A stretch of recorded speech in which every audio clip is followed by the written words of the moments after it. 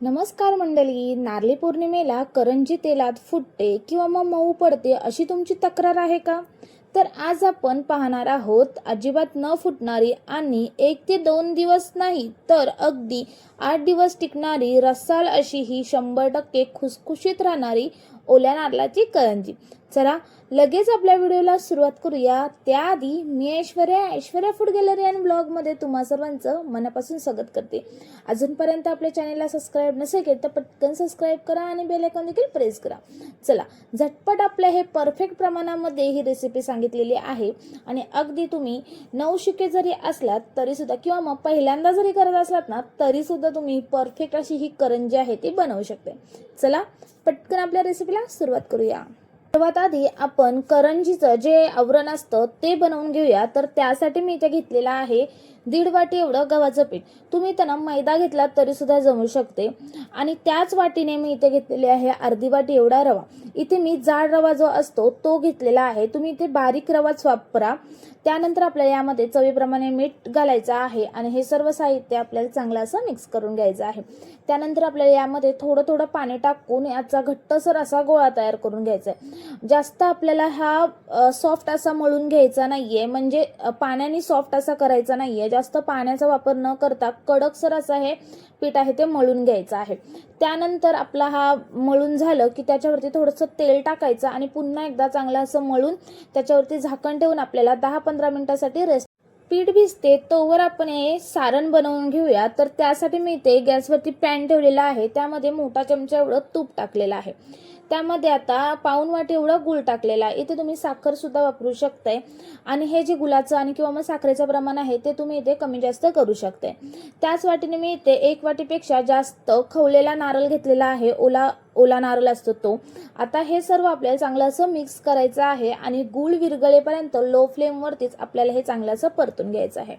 गूळ विरघळल्यानंतर त्यामध्ये 1 चमचा एवढी आपल्याला खसखस टाकायची आहे, 1 चमचा वेलची पावडर आणि पाव चमचा एवढं आपल्याला इथे जायफळ खिसून टाकायचं आहे. आता हे जे मिश्रण आहे ते जास्त पातळ म्हणजे असं सैलसर असं आपल्याला बनवायचं नाहीये. म्हणजे ह्याच्यामधले जो गुळाचा पाक आहे, जे पाणी आहे ते जास्त आपल्याला ठेवायचं नाहीये. तर आपल्याला हे लो फ्लेमवरती चांगलं असं हे परतून घ्यायचं आहे आणि व्हिडिओमध्ये दाखवल्याप्रमाणे हे सारण आहे ते अशा पद्धतीने इथे तयार झालं पाहिजे. म्हणजे ही करंजी भरताना अजिबात ही सारण आहे करंजी आहे ती तेलामध्ये टाकल्याच्या नंतर फुटणार नाही आणि करंजी भरताना सुद्धा अजिबात कोणताही प्रॉब्लेम येणार नाही. जर हे सारण ओलं असेल तर हमखास करंजी तुम्ही तेलामध्ये टाकल्याच्या नंतर फुटणार. त्यामुळेच अशा पद्धतीने एकदम म्हणजे जास्त कोरडं सुद्धा नाही आणि जास्त त्यामध्ये पाणी सुद्धा राहिलं नाही पाहिजे असं आपल्याला हे सारण आहे ते तयार करून घ्यायचं आहे. चला इथे ना 10 मिनिटं झालेले आहेत आणि हे पीठ सुद्धा चांगलं असं मुरलेलं आहे. पटकन आपण हे करंजी आहे ती बनवून घ्यायची आहे.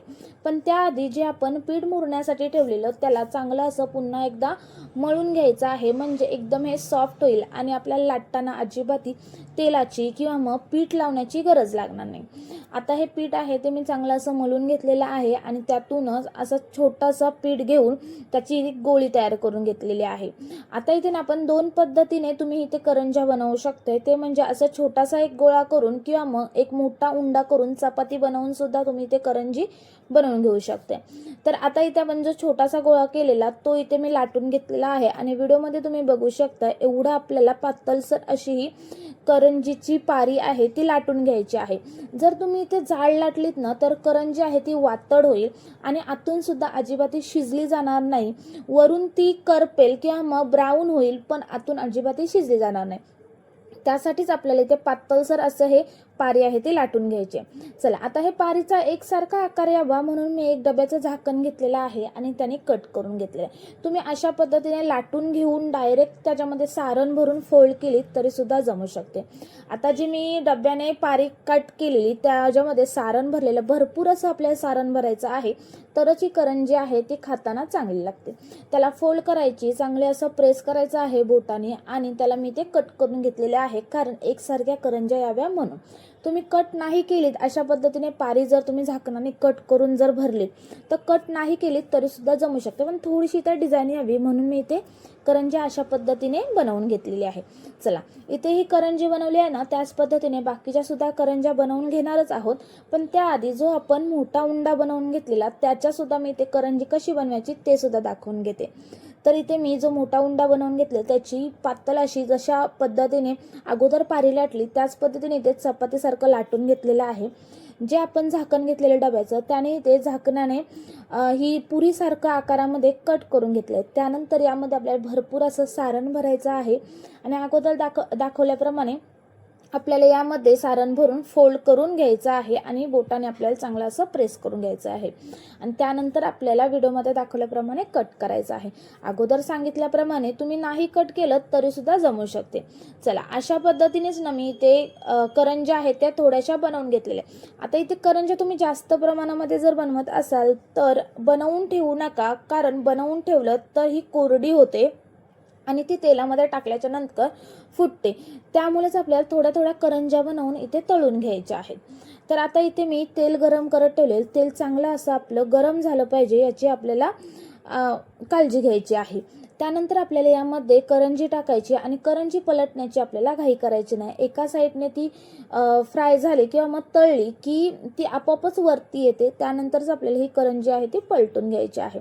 आता आलटी पालटी करून मीडियम टू हाय फ्लेमवरती आपल्याला ह्या करंज्या आहेत त्या तळून घ्यायच्या आहे. लो फ्लेमवरती अजिबातही तळायच्या नाहीत. जर तुम्ही लो फ्लेमवरती या करंज्या तळल्यात तर ह्या चिवट होतील, वातड होतील आणि अजिबात व्यवस्थित अशी करंजी दिसणार नाही किंवा मग ती लागणार सुद्धा नाही.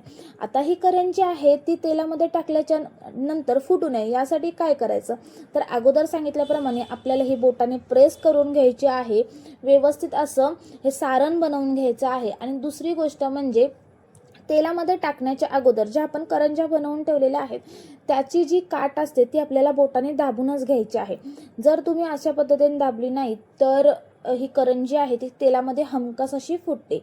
चला, अशा पद्धतीने मी ते करंज्या आहेत त्या बनवून घेतलेल्या आहेत आणि इथे तुम्ही बघू शकताय काय भारी असं ही करंजी आहे ती तयार झालेली आहे. चला, व्हिडिओमध्ये तर तुम्हाला दिसत असेल की मस्त अशी करंजी आहे ती एकदम वरून खुसखुशीत अशी तयार झालेली आहे. आता ही करंजी आहे ना ती आतून सुद्धा एवढीच मस्त अशी टम्म भरलेली आहे, म्हणजे अजिबात ही पोकल नाहीये किंवा मग ही करंजी आहे ती अजिबात ही वातड झालेली नाहीये. तेलामध्ये टाकल्याच्या नंतर अजिबात एक सुद्धा करंजी आहे ती फुटलेली नाहीये. मस्त अशी एकसारख्या रंगावर एकसारख्या आकारामध्ये ह्या करंज्या आहेत त्या तळून तयार झालेल्या आहेत आणि तुम्ही त्या व्हिडिओमध्ये पाहतच आहात किती भारी आणि सुरेख अशा ह्या करंज्या आहेत त्या तयार झाल्या.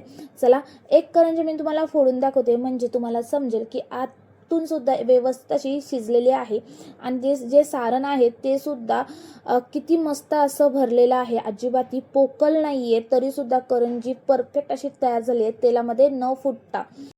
तर मग पहा, इथे आपली सुरेख खुसखुशीत आणि रसाल ओल्या नारळाच्या करंज्या तयार आहे.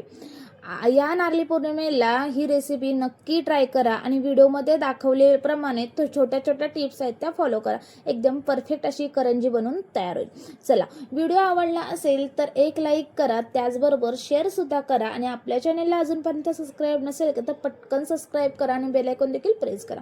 चला, आणखी एक अशाच नवीन व्हिडिओसोबत भेटूया. तोपर्यंत बाय बाय.